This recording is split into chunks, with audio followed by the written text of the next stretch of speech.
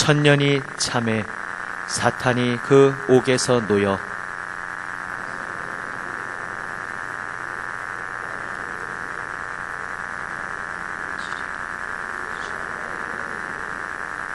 그들이 지면에 널리 퍼져 성도들의 진과 사랑하시는 성을 두루매 하늘에서 불이 내려와 그들을 태워버리고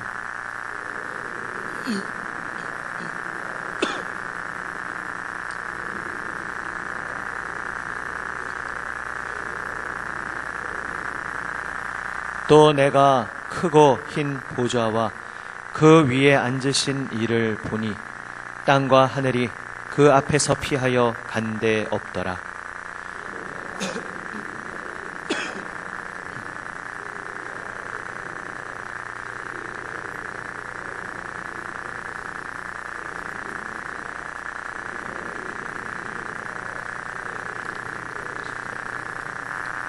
바다가 그 가운데에서 죽은 자들을 내주고 또 사망과 음부도 그 가운데에서 죽은 자들을 내주매 각 사람이 자기의 행위대로 심판을 받고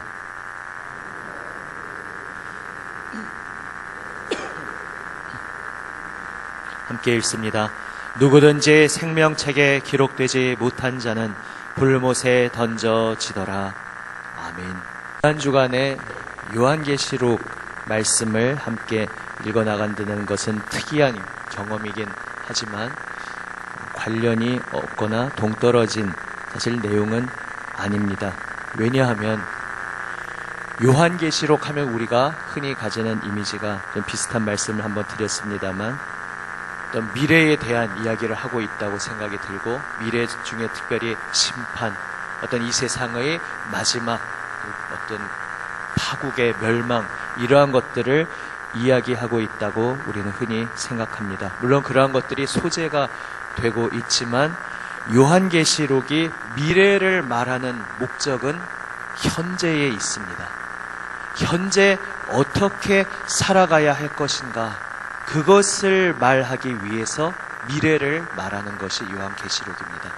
그렇다면 요한계시록에서 말하는 미래는 무엇이고 현재는 무엇입니까? 요한계시록에서 말하는 미래는 그리스도의 십자가가 최후 승리를 이루리라. 이것이 요한계시록이 말하는 미래입니다. 그리고 현재는 그러므로 오늘을 살아가는 온 세상 사람들이여 어떻게 살아야 할지 잘 생각해 보십시오.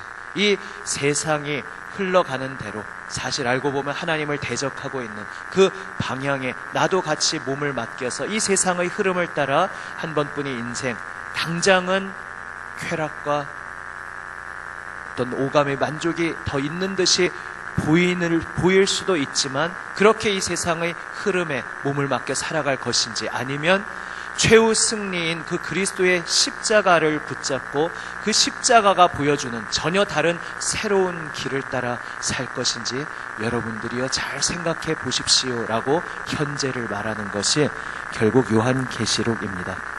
사실 너무나 당연합니다. 요한계시록뿐만 아니라 신약성경 자체가 어느 책 27권 어느 책 한 권 한 권 십자가가 주제가 아닌 십자가가 중심 주제가 아닌 책이 없습니다. 어차피 신약성경 그 유대의 토양 여호와 하나님을 믿고 있는 그 토양을 전제로 그것이 전부가 아닙니다.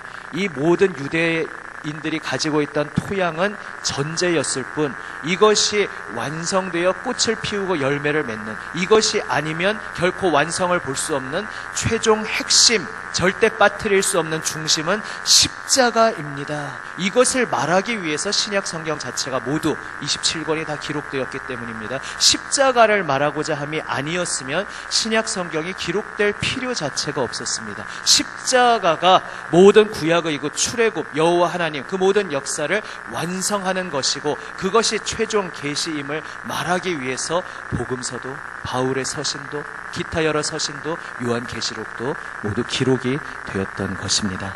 오늘 본문의 말씀도 마찬가지입니다. 오늘 본문 말씀 전반부에 이제 천년 왕국이 마치고 천년 후에 사탄이, 그 옥에 갇혀있던 사탄이 잠시 풀려나서 다시 세상 만국을 미혹하여 그리스도를 마지막으로 대적하는 최후의 전쟁이 일어난다고 이야기를 합니다. 금요일에 못 들으신 분은 나중에 또 별도의 강의를 통해 좀 더 이제 참조를 하실 수 있겠지만, 금요일 들으신 분들은 참조하신다면, 역사적 전천년설을 취한다면 이제 이것은 앞에 천년왕국, 말 그대로 예수님께서 재림하셨고 재림하신 후에 이 땅에서 직접 똑같은 환경이지만 그리스도께서 통치하시면 이 똑같은 한정된 자원과 이 지구라는 환경 속에서 얼마나 완전히 질적으로 다른 낙원이 펼쳐지는지 한번 경험해보라 라는 것, 그것이 문자적이든 아니든 어떤 천년이라는 긴 세월 동안 이 땅에서 이룩된 후에, 그리고 그 천년이 마쳤을 때에 사탄이 풀려나서 다시 한번 세상을 혼란으로 이끌고자 한다는, 그렇게 해석할 수 있습니다. 근데 여기서 이제 역사적 지난 금요일에 말씀드릴 때는 20장 앞부분 말씀에서 그 부활에 대해서 무천년설을 취하면 이 부활에 대해서 설명하는 것이 조금 더 복잡하게 느껴져서 그런 면은 조금 무천년설의 약점이고 역사적 전천년설이 그런 부분에 조금 강점을 지닌다. 여기서 말하는 부활은 말 그대로 몸이 다시 새 몸을 입고 부활한 것이다, 이렇게 명쾌하게 말씀드릴 수 있다 하였는데, 또 오늘 이 천년 후에 혼란이라는 측면에서 보면은 조금 역사적 전천년설에 조금은 이제 약점이 됩니다. 무슨 얘기냐 하면, 앞에서 짐승의 전쟁 가운데 그리스도를 대적하던 이들은 다 심판받았고, 그 7 대접의 과정 속에서 이 땅에서 이제 먼저 그리스도와 함께 공중에서 믿던 이들이 새 몸을 입고 부활하여 이제 예수님을 만나고, 그리하여 이 땅에 있던 대적하던 모든 이들은 뭐 7년 대환란이 아니라 그냥 즉시 즉각적으로 심판을 받아서 다 멸절당하였고, 그리하여 이제 그리스도와 부활의 새 몸을 입은 성도들이 천년 동안 다스렸다. 이게 이제 역사적 전천년설인데, 그러면 천년 후에 사탄의 미혹을 받아서 그리스도를 대적하는 이 군대는 누구냐? 부활의 새 몸을 입은 사람들 중에서 천년 후에 뒤늦게 다시 변절하여 그리스도를 대적하는 이들이 일어난단 말이냐. 좀 그렇게 보기에 조금 물음표가 던져진다는 면은 또 역사적 전천년설의 약점이라면 약점일 수 있습니다. 그래서 무천년설과 역사적 전천년설이 장단점이 있는데 뭐 치명적인 것은 아닙니다. 어차피 요한계시록이 상징으로 풀어야 할 부분과 문자 그대로 풀어야 할 부분이 공존하고 있어서 어디까지를 상징으로 푸느냐, 그 경계선을 잡는 것에 따라 그 해석의 조금 차이가 잡히는 것이기 때문에 나중에 우리가 알게 되겠죠. 실체를 보면 이것이었구나 알게 될 것이고, 어느 쪽을 취하든지 결론은 같습니다. 만약 무천년설의 입장에서 이 오늘 7절부터의 본문을 보면 무슨 얘기입니까? 이 천년이 참에, 다시 말해서 지금 예수 그리스도께서 2000년 전 육신을 입고 초림하시고 이제 승천하신 후에 재림을 다시 기다리고 있는 지금 이 시간이 한편으로는 사단의 공격을 받으며 믿음을 지켜야 하는 전투의 시간이지만, 또 한편으로는 더 기승을 부릴 수 있는 사탄이 제어를 받고 묶여 있어서 더 노골적으로 성도를 대적하지 못하고 묶여 있던 이 천년 왕국의 지금 이 시대, 이 무천년설의 입장입니다. 지금 이 시대가 이제 마칠 때에 다시 한번 사단이 조금 더 힘을 부릴 수 있도록 슬쩍 풀려나지만, 그리하여 이제 마지막 이제 좀 애매하게 달려왔던 이 역사에 확실하게 편이 갈리는 것이죠. 그리스도를 끝까지 따를 이는 누군가, 그리고 마귀를 따르고 사단을 따를 자는 누굴까? 그 중에는 아마도 예수님을 믿는다고 교회 안에, 기독교의 테두리 안에 있었던 사람들 중에서 변심하는 사람들도 있을 수 있습니다. 지금 이 땅에서 펼쳐진 역사의 마지막 때이기 때문이죠. 무천년설에 의하면 이 천년, 지금 우리가 살고 있는 이 천년 왕국의 시간 동안 예수 그리스도와 함께 이 땅에서도 성령의 능력으로 사도행전의 그 역사처럼 비록 고난도 있지만 그 속에서 성령의 부활의 권능으로 사도 바울 사도 베드로, 사도들이 그러하였듯이 승리하는, 주님과 함께 왕으로 다스리는 그 기간을 살다가 이제 사단이 마지막 공격을 하는데, 이 공격은 여기에서도 언어가 여전히 구약의 언어로 지리적 전쟁처럼 나오지만 이제 영적인 전투인 것이죠. 온 세상이 들고 일어나서 마지막으로 예수 그리스도를 믿는 이들, 그 신앙을 말살시키기 위해서 마지막 환란이 일어나고, 그러나 그 환란 속에서 끝까지 죽기까지 믿음을 지키는 이들의 그 주님을 향한 믿음과 그 마지막 최후의 그런 믿음의 전투 속에서 마침내 예수 그리스도께서 재림하심으로 말미암아, 무천년설의 입장으로는 이때 재림하시는 것이, 재림하심으로 말미암아 이제 모든 전쟁이 종식된다, 이렇게 읽을 수도 있습니다. 어떤 역사적 전천년설이나 무천년설이나 어떠한 쪽을 취하든지 간에 결국 결론은 무엇입니까?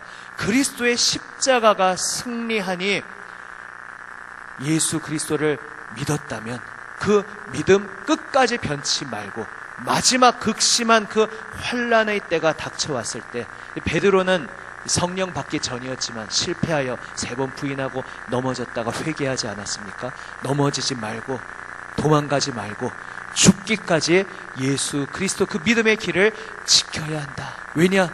최후의 승리는 그리스도의 십자가에 있기에 오늘도 그 십자가 붙잡고 오직 주님께서 기뻐하시는 길 당장 손해보는 것 같고, 당장 유익을 더 잃는 것 같고, 이 세상 볼 때에 당장 바보 같아 보일지라도 예수님께서 기뻐하시는 진리의 길이라면 오늘도 주님과 함께 왕처럼 다스리는 성령의 능력으로 진정으로 승리하는 진리의 길을 걸어야 한다. 이것을 말씀을 하시기 위해서 이 마지막 최후의 전쟁, 거기에서 결국 마귀도 용도 영원히 불타는 불못에 던져진다고 말씀하고 계신 것입니다. 그리고서 이제 11절부터 여기서부터는 이제 역사적 전천년설이나 무천년설이나 똑같이 다시 합쳐집니다. 천년왕국이 언제였든지 간에 이제 그 모든 것이 마무리되고 이제 예수님께서 재림하시고 온 세상이 드디어 새하늘과 새 땅으로 온전히 통합되는 그 날이 11절에서부터 펼쳐집니다. 흰 보좌에 앉으신 아버지 하나님께서 드디어 온 세상을 심판하십니다. 그런데 거기에서 이제 오늘 마지막으로 주목하여 보는 것은 책이 2가지 종류의 책이 있습니다. 12절에 보시면 책들이 펴 있고, 이거는 복수형이죠. 여러 권의 책들이 펴 있는데 여러 권이지만 그 책들은 어떤 한 가지 종류의 책들입니다. 그리고 그것과는 별도의 종류의 또 다른 하나의 책이 펴졌는데 그 별도의 또 다른 하나의 책은 생명책이다 말씀하고 있습니다. 마지막 15절에 보시면 누구든지 생명책에 기록되지 못한 자는 불못에 던져지더라. 다시 말해 이 생명책은 무엇입니까? 예수 그리스도 그 보혈의 핏부림을 입은 성도들, 예수님을 믿고 그분께 생명을 바치고 그분을 믿은 모든 성도들의 이름이 기록된 책이 바로 생명책입니다. 그러면 또 다른 여러 권의 펼쳐져 있는 또 다른 첫 번째 책들은 무엇입니까? 12절 후반부에 보시면 죽은 자들이 자기 행위를 따라 책들에 기록된 대로 심판을 받으니, 그 첫 번째 종류의 책들에는 온 인류의 모든 행적이, 입으로 했던 모든 좋았던 말 혹은 무익하고 더러웠던 말들, 그 결과적으로 그가 행했던 모든 행동들, 그 모든 삶의 행적이 기록되어 있는 책들입니다. 그 책들에 적혀 있는 것을 근거로 공정한 마지막 최후의 심판을 받게 된다 말씀하고 있는 것입니다. 그런데 이제 신약 성경의 메시지에 의하면 이 심판에서 자신의 공적으로 이 사람은 이런 삶을 살았으니 너는 영원한 천국에 들어와도 좋다, 자신의 행적에 의해 옳다고 판정을 받고 천국에 들어갈 자는 아무도 없다는 것이죠. 그 책에 기록된 행적은 다 주님 앞에 부끄러운 것밖에 없는 것이 온 인류이지만 결정적인 최후의 결말의 차이점은 그 이름이 생명책에 그래서 기록되어 있느냐 아니면 기록되어 있지 않느냐, 여기에 그 차이점이 있다는 것입니다. 이것이 우리가 믿는 핵심. 결국은 그래서 요한계시록의 신비와 이렇게 어찌 보면은 때로는 좀 괴상하게 보이는 듯한 많은 언어로 기록되어 있지만 결국 말하는 초점은 십자가 보혈인 것입니다. 십자가 보혈 은혜로 구원 입은 자는 생명책의 이름이 기록되고 그는 마지막 영원한 하나님의 새하늘 새 땅에 들어가게 될 것이다. 그 소망을 주시는 말씀인 것입니다.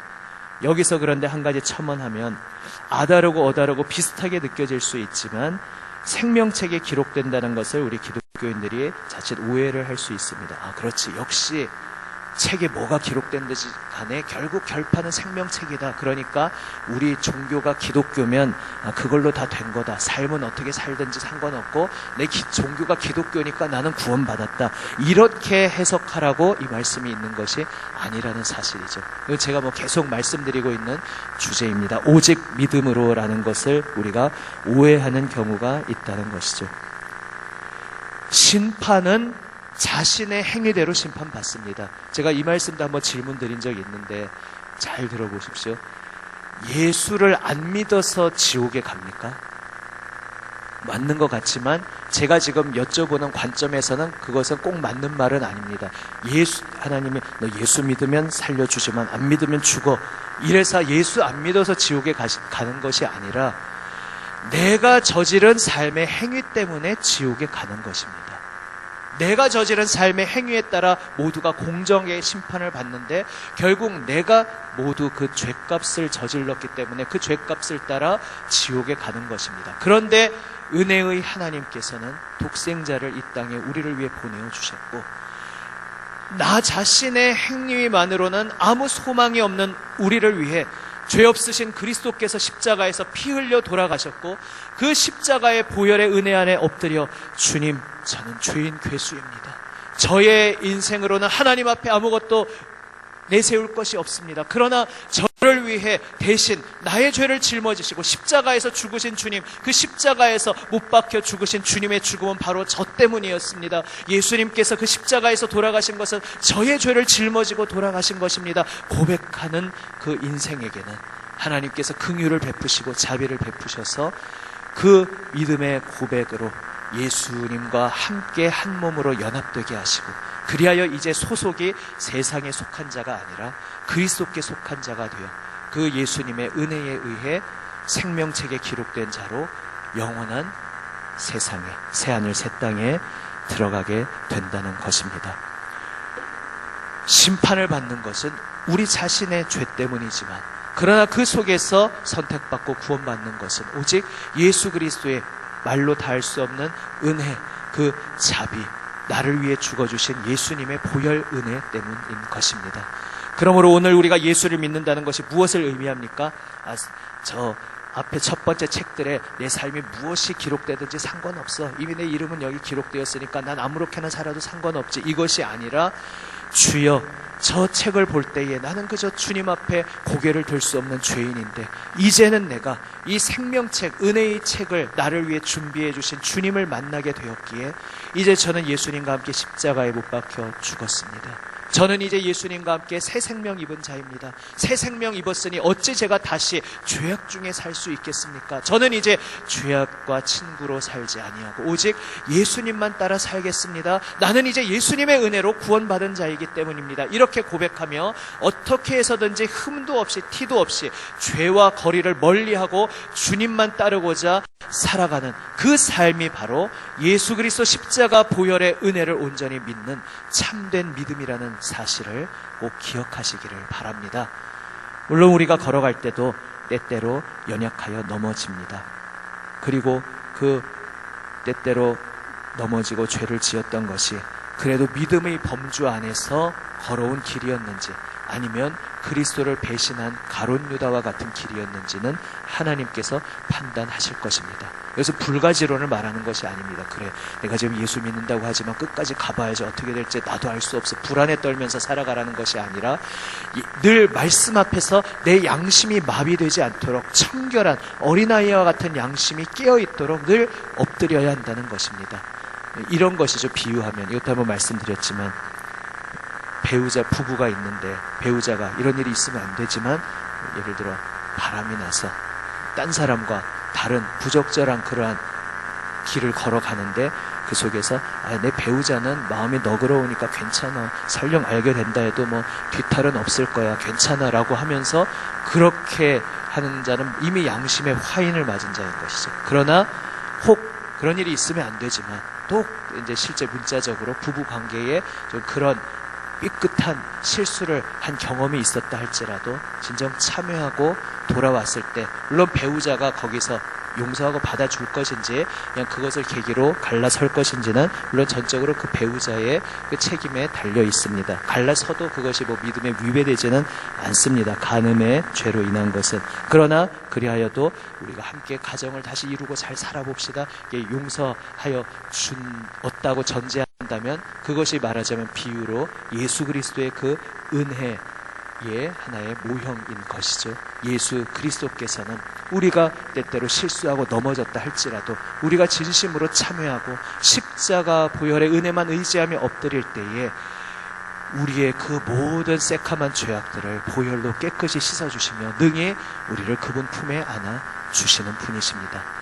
그래서 우리가 늘 이 인생 살아갈 때에 깨어서 주의해야 할 것은, 내가 어느새 십자가를 그냥 만만하게 여기면서 내 죄를 마음껏 지어도 되는 면허증으로 여기며 양심의 화인 맞는 자가 혹 되지 않도록 늘 깨어서 겸손히 주님 앞에 엎드려야 합니다. 그리고 분투하고 내 힘으로 죄를 안 짓고자 하는 것이 아니라 늘 십자가 앞에 엎드려 내 아이 죄악을 고백하고 예수님 앞에 다시 어린아이같이 겸손히 엎드릴 때에는 때때로 베드로처럼 실수하고 실패하는 일이 있을지언정 그래도 다시 바로바로 제자리에 돌아옴으로 인하여서 점점 마비되어서 그리스도와 계속 교회는 나오고 있고 기독교인인 척은 하지만 양심이 화인 맞아 점점 마비되어 주님과 멀어지는 그러한 길이 아니라 잠시 삐끗하였어도 넘어졌어도 다시 주님 앞에 엎드리고 온전히 어린아이같이 주님만 의지하는 그 인생은 예수 그리스도의 보혈 은혜로 인하여 영원한 하나님의 구원의 새 세상에 참여하게 되는 것입니다. 그러므로 오늘 우리가 의지할 것은 오직 예수 그리스도의 십자가 보혈 은혜밖에 없는 것입니다. 오늘도 그 놀라우신 은혜를 붙잡고 그 은혜를 의지하는 자에게 역설적으로 더욱 깨어서 예수 그리스도께서 기뻐하시는 1분 1초 거룩한 산제사의 삶으로 오늘 하루를 온전히 주님께 드리기를 사모하며 그 고백으로 오늘도 간절한 기도의 자리로 나아감 속에 주님의 붙들어 주시는 은혜로 평생의 삶을 주님 앞에 영광 돌리며 사는 삶으로 살아가시는 우리 모두가 되시기를 우리 주님의 이름으로 축원합니다. 아멘. 기도하시겠습니다. 아버지 하나님, 최후 승리는 오직 갈보리, 골고다, 그 해골의 언덕, 죽음의 언덕, 그러나 그곳에서 우리의 모든 죄악을 담당하시고 그 죽음의 희생으로 인하여 그 피를 뿌려 모든 죄악을 사하여 주신 우리 주 예수 그리스도 그 십자가에 있음을 고백합니다. 주님, 오늘 이 세상 살아갈 때에 세상에서 들려오는 많은 이것이 성공의 비결이다, 이것이 대박의 비결이다, 이것이 행복의 비결이다 들려오는 많은 목소리들 속에서 오직 그리스도의 십자가만이 우리의 참 행복의 길이며 그리스도의 십자가만이 우리의 참 승리의 길이며 그리스도의 십자가의 길만이 우리의 인생에 참된 의미와 보람을 주는 진리의 길임을 고백하며 오늘도 나의 모든 크고 작은 죄악을 낱낱이 십자가 앞에 다 내려놓고 고백하며 어린아이같이 겸손히 주님 앞에 엎드려 주님의 보혈 은혜에 의지하며 주님의 기뻐하시는 길로 한 걸음 한 걸음 걸어가는 우리 모두가 되게 하여 주시옵소서. 생명책의 이름이 기록된 자로 주님 앞에 발견되어 아버지 하나님 영원한 하나님의 그 새 세상 새 하늘과 새 땅에 참여하여 영원히 주님과 함께 기쁨을 누리는 복된 삶으로 나아가게 오늘 이 땅에서도 그 삶을 미리 연습하고 누리게 하여 주시옵소서. 우리 구주 예수 그리스도의 이름으로 기도드립니다. 아멘.